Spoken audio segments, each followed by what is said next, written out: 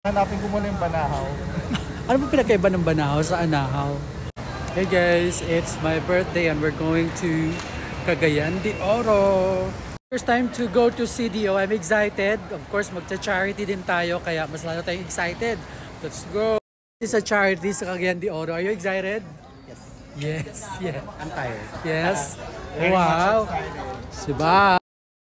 And while waiting for our flight, of course, pinag-uusapan muna namin yung very controversial na budget hearing kahapon. So, ano masasabi mo doon, ma'am, sa banahaw? No comment. Ano masasabi mo sa budget hearing? No comment. Bakit no comment ka? Kanina marami kang comment. Ano ka ba? You have to stand firm with your belief. Wala na akong pinaniniwalaan sa Pilipinas. Ba? Hanapin ko muna yung banahaw. Ano ba pinakaiba ng banahaw sa anahaw?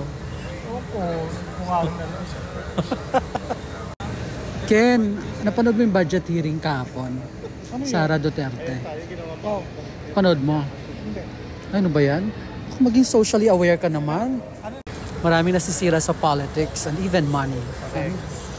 Pati sa friendship. Oh, pati friendship nasisira dahil sa pagkakaiba ng paniniwala.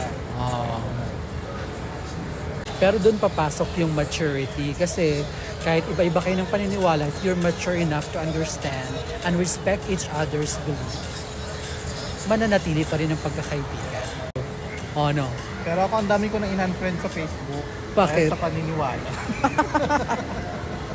Brad, napanood mo kahapon yung budget hearing ni ano? Napanood mo yung budget hearing ni Sara? Oo, Ano masasabi mo? gulo nila. Sinong magulo? Silang dalawa. Sino dalawa? Si Senator at si Vice President.